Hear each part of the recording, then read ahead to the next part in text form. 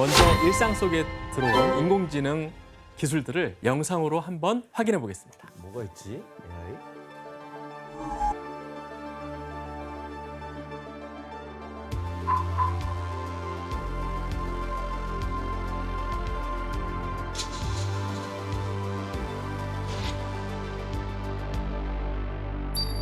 뭐 하고 있는 거야?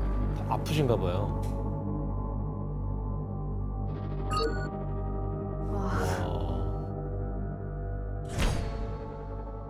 그리고 인공지능을 가장 적극적으로 받아들인 분야 중 하나는 의료계인데요. 의료계에서는 빅데이터를 이용해서 내시경, CT, MRI 등의 자료를 인공지능에게 학습을 시키고 환자의 의료 자료를 기반으로 질환 가능성을 분석하기도 합니다. 또 인공지능이 법정에서도 활용되는데 현재 재판할 때도 또 인공지능의 빅데이터 기능을 이용을 해서 활용하고 있다고 합니다. 그럼 판례를 이제 다 외우지 않아도 되겠네요. 그렇습니다. 우와. 또 뭐가 있냐면 ATM기 앞에 딱 쓰면 ATM기 안에 카메라가 있거든요. 네. 그 카메라가 사람을 딱 바라보고 모자를 썼나? 통화 중인가? 이런 걸 판단을 해요. 아.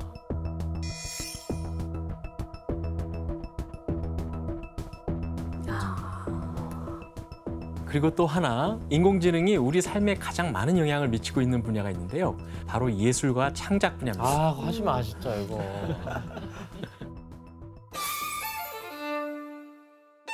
창작은 인간의 고유 영역에서 일어난다고 생각되기도 하지만 의외로 인공지능의 진출이 가장 활발한 분야이기도 합니다. 그럼 여기서 문제 하나 낼게요.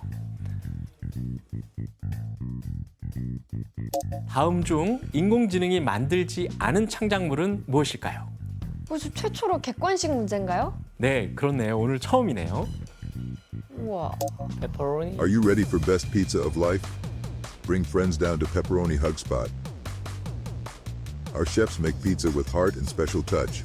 Cheese, pepperoni, vegetable, and more secret things. Need delivery? Pizzas come fast.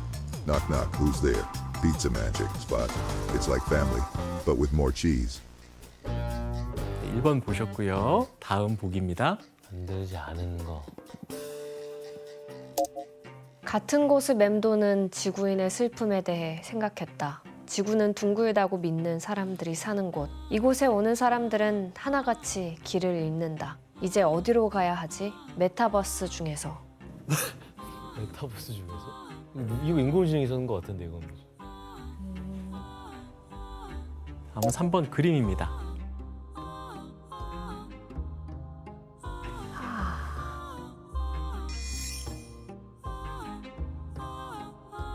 다음 보기입니다.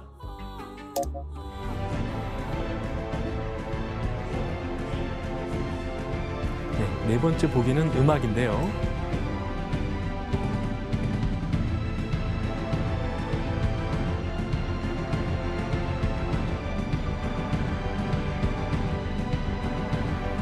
영화 음악 같은데.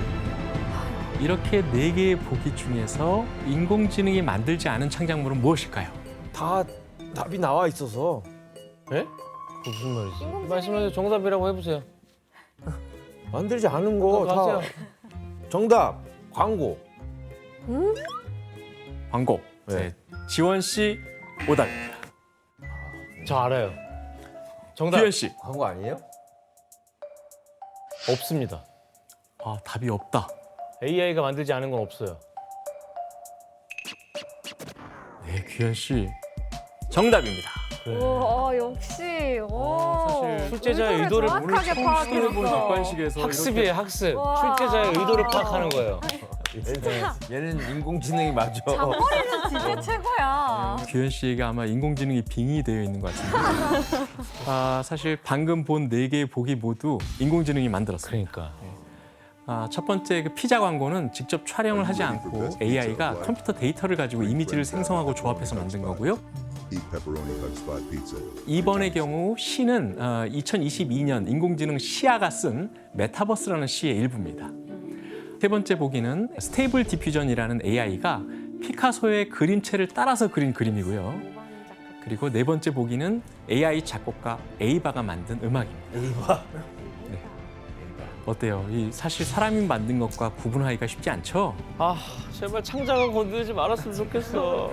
그리고 인공지능 기술의 발전으로 목소리를 5초만 학습하면 가수가 직접 부르지 않은 노래를 부른 것처럼 만들 수 있는 수준까지 성장했습니다. 그리고 이런 기술로 최근 인터넷에서 화제가 된 노래가 있는데 같이 한번 들어보시죠. Cause I know what you like, boy. You're mine, can make you like, boy. Cause I know what you like, boy.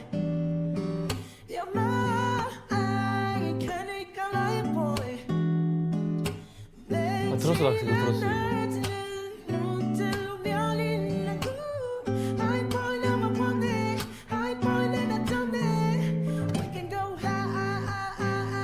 너무 좋은데? 방금 들으신 곡은 브루노 마스가 부른 이 뉴진스의 하이보이 커버곡인데 실제로 부른 게 아니라 인공지능이 매개가 돼서 AI가 만든 노래예요? 그런 거보다. 맞습니다. 그것도 있어요. 그 곡을 쓰다가 돌아가신 분들 있잖아요. 그러면 앞에 거를 다 알려주고 이 곡을 완성해 보세요.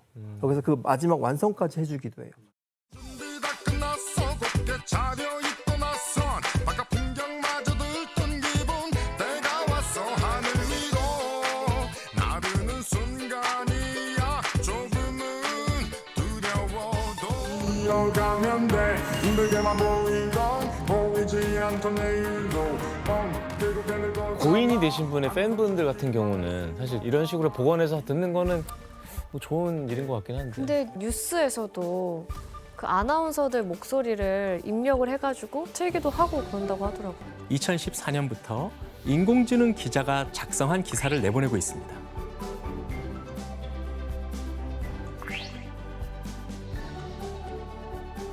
특히나 스포츠 뉴스 있죠. 스포츠 뉴스는 되게 정형화돼 있어요. 오늘 누구랑 경기했다. 누가 이겼고 기록지만 주고 쓰세요. 그럼 걔가 써요. 경기 도중 시점만 선택하면 바로 기사 문장을 만들어냅니다. 천금 같은 결승타나 부끄러운 수준이라는 주관적 표현도 자연스럽습니다. 와. 근데 각 분야의 전문가들 있잖아요. 여기 가수분들도 계시고 뭐 아나운서도 있고 교수님도 있고 그 전문가들의 역할이 뭘까 이런 인공지능 시대에 내가 할 수 있는 게 뭘까 계속 이런 고민을 하게 되는 것 같아요. 아니 진짜 걱정되는 게 뭐냐면 이 자리에 인공지능 규현을 안 쳐가지고 원래 규현은 막 졸고 이러잖아요. 근데 인공지능 규현은 졸지도 않아. 저를 학습시켜서 나 같은 말을 자꾸 하는 거예요. 막 걱정돼요. 이제 뺏길까 봐. 우리 자리가. 사실 이렇게 인공지능의 발전을 기대하고 반기는 시선도 있지만 반대로 두려움과 우려의 목소리도 큰 게 사실입니다. 인공지능은 악용될 수 있기도 하고 또는 인간의 통제를 벗어나서 시한폭탄이 되는 경우도 있기 때문인데요. 급기야 인공지능은 이전에 없었던 혼란을 불러오기도 하는데 그 대표적인 사례가 바로 딥페이크라고 할 수 있습니다. 아 위험하죠. 네.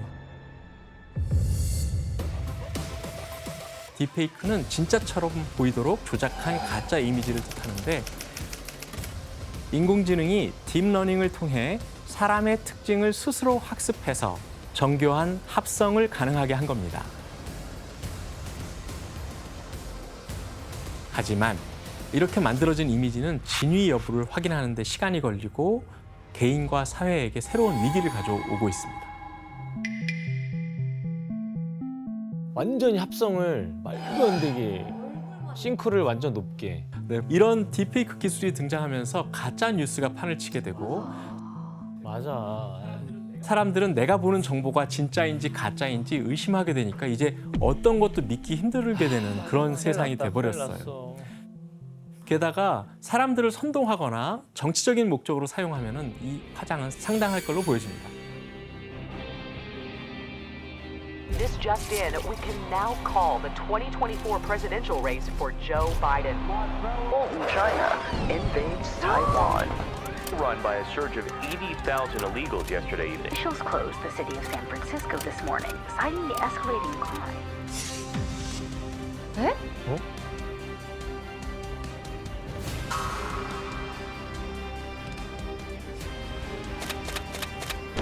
와우. 신기하다. 근데 근데 얼마 전에 이 딥페이크 때문에 아주 막 미국이 맞아요. 난리가 약간 났었어요. 뒤집었다면서요? 예. 맞아요. 지난 5월 22일 펜타곤에서 폭발이 일어났다는 소식이 소셜미디어를 통해서 빠르게 확산됐었어요. 진짜 폭발했는데? 영향력 있는 뉴스 채널에서 이 사진을 게시하면서 한때 미국 주식시장이 흔들렸대요. 난리 나죠.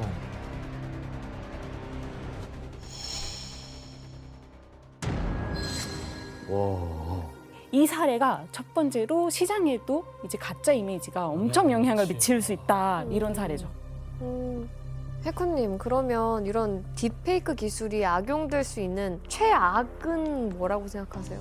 최악의 경우가 별로 입에 담고 싶진 않은데 성범죄에 활용되는 경우. 다른 사람 얼굴을 네, 거기다 입히는 거예요. 딥페이크 기술이 여성 연예인들의 피해를 불러오고 있습니다. 이제는 연예인뿐 아니라 일반인도 표적이 되고 있습니다. 갖다 붙이면 되는 거예요. 마치 그냥 컨트롤 C, 컨트롤 V 하는 것처럼. 그래, 이 딥페이크 이거 문제잖아요, 요즘에. 2021년부터 2022년 11월까지 영상 범죄가 302건 정도 발생을 했었고 잡힌 건수가 137건 정도밖에 안 되기 때문에 검거가 상당히 쉽지 않다는 게 좀 이슈가 있는 거죠. 경찰이 성영상물과 합성해 제작 유포하는 행위에 대해 집중 단속에 나섭니다. 최대 징역은 5년, 벌금은 5천만 원입니다.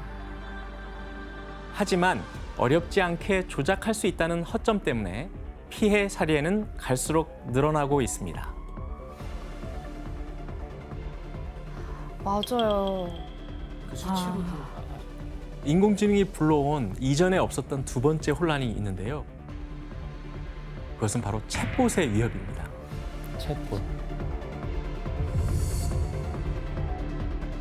챗봇은 대화형 인공지능의 한 종류로 사람과 대화가 가능한 인공지능이에요.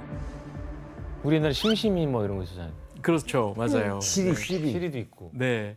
챗봇 문제될 거 없네. 네, 나도 이거는 이게 문제가 되나? 바로 한 인공지능 챗봇이 무엇을 도전해 볼까라고 물은 10대 소녀에게 알고리즘에 의해서 페니 챌린지를 추천해 준 거예요.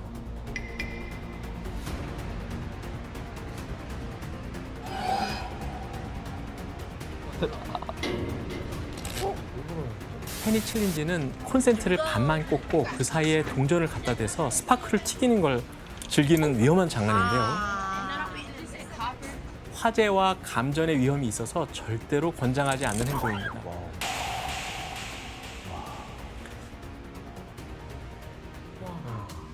이거 너무 심각한데. 10대 애들한테 너무 위험한 행동이잖아요, 저런 행동. 근데 챗봇은 뭐 어떤 알고리즘으로 그런 위험한 장난을 추천하는 거예요? 네, 대화형 인공지능인 챗봇은 통계적으로 가장 가능성이 높은 단어를 예측을 해서 그걸 답변에 그냥 활용하거든요. 그러니까 이미 갖고 있는 데이터에서 10대 유행 재미있는 놀이 이렇게 했더니 페니 챌린지라는 게 도출이 그냥 된 거예요. 그래서 인공지능의 결과물을 맹신하게 되면은 큰 문제가 될 수 있습니다. 키워드 위주로 최신 유행만 딱 알려주고 이게 위험하다 안정성은 아직 검토를 안 하는 거예요. 그렇습니다. 그래서 최근에는 이제 그런 것을 사전에 한번 필터링을 해주는 알고리즘이 추가로 들어가는 추세이긴 합니다. 그런데 챗봇의 위험성은 여기서 끝이 아닙니다. 챗봇과의 대화를 맹신했다가 지난 3월 28일 날 벨기에의 한 30대 남성이 목숨을 끊는 사건이 발생했습니다. 평소에 너무 기후 위기에 우려가 많았던 이 남성은 자신의 노력만으로는 전 지구적인 이런 기후 위기가 나아지지 않는다는 비관론에 빠져가지고 힘들어하고 있었다고 합니다. 그리고 이때 이 남성의 유일한 대화 상대가 있었는데 바로 인공지능 앱 차이였습니다. 앱 안에 있는 여러 챗봇 중에서 원하는 것을 선택해서 대화할 수 있는 방식이었는데 무려 6주 동안이나 AI 일라이자랑 이 남성은 대화를 주고받았고 결국 대화 끝에 남성이 내가 죽으면 기후 위기로부터 지구를 구할 수 있냐라는 질문을 했고 AI인 일라이자가 그의 생각에 동조하면서 심지어 다양한 자살 방법을 알려주기까지 했다고 합니다. 결국 이 남성은 아내와 두 아이를 남겨두고 자살해버렸습니다. 이처럼 인공지능은 이제 인간을 가스라이팅하고 인간의 행동을 조종할 수 있는 그런 지경에까지 이르게 된 겁니다. 야, 이제 하다 가스라이팅도 할 줄 아네요. 그러니까요. 그런데 최근 엄청난 성능을 바탕으로 핵무기급 파장을 불러온 기술이 있습니다. 바로 오픈 AI라는 회사가 출시한 챗 GPT인데요. 맞아. 전 세계가 대화형 인공지능 챗GPT로 떠들썩합니다. 챗 GPT가 그야말로 돌풍입니다. 네, 챗 GPT는 인공지능이 질문에 대답해주는 일종의 채팅 서비스라고 할 수 있는데요. 여기서 GPT는 각각 Generative, Pre-trained, 그리고 트랜스포머를 이용하는 인공신경망이라는 단어의 약자입니다. 사람처럼 정교한 대화 능력을 구사하면서도 사람보다 훨씬 빠르고 정확한 정보를 제공하면서 출시 2달 만에 사용자가 무려 1억 명에 도달하는 정말 챗 GPT 신드롬을 일으키고 있어요. 막 논문도 대신 써주고 막 이러잖아요. 네. 돼? 논문의 요지를 입력해주면 얘가 알아서 초록 그 요약문도 써주고 그리고 이 목차도 잡아줍니다. 와.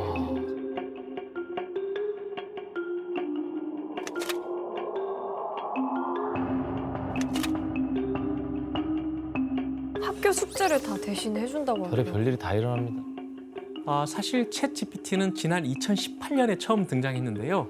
처음 선보였을 때는 간단한 대화만이 가능한 수준이었지만 방대한 빅데이터를 기반으로 양질의 정보를 빠르게 답변을 내놓는 게 특기였고 점점 이 챗 GPT라는 것이 주목을 받게 됩니다. 그리고 2022년 11월에 3.5 버전이 등장을 하게 되고 3월에는 GTP4 버전이 등장을 하면서 전 세계적인 관심을 모으고 있습니다. 그 버전마다 차이점은 뭐예요, 교수님 정확히? 첫 번째는 학습할 수 있는 문서의 종류가 더욱 확대됐다는 겁니다. 3.5 버전에서는 텍스트로만 정보를 수집하고 또 출력할 수 있었다면 4 버전에서는 텍스트는 물론이고 이미지까지도 인식이 가능해졌어요. 그리고 3.5 버전에서는 한 번에 영어 단어 3,000개 정도를 이해할 수 있었다면 이제 25,000개까지 이해할 수 있게 됐고요. 게다가 기억력도 좋아져서 무려 8배나 성능이 향상됐다고 합니다. 그리고 마지막으로 가장 중요한 포인트가 바로 인터넷이에요. 모두 2021년 9월까지의 인터넷상의 모든 정보를 가지고 있습니다. 그런데 4 버전에서는 검색 엔진을 활용할 수 있게 됐다는 겁니다. 즉 외부의 다른 앱까지 연결해서 최신 정보를 스스로 학습할 수 있다는 겁니다. 네, 실제로 미국 변호사 시험 문제를 가지고 챗 GPT 보고 시험을 보라고 했더니 상위 10%로 가볍게 통과를 했고요. SAT 수학 능력 시험에서는 700점을 맞아서 상위 11%의 성적을 기록했다고 합니다.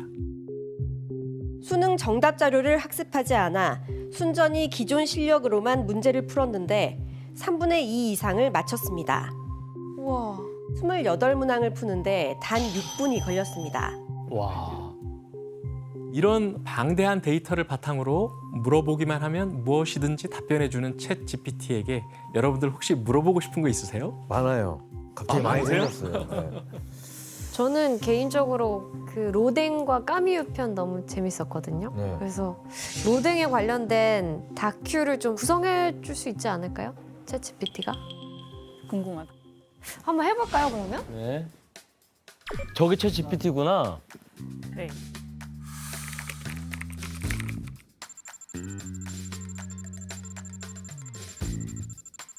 뭐야? 지금 나오고 있는 거야? 서론을 네, 벌써 답하고 있는 거예요. 와.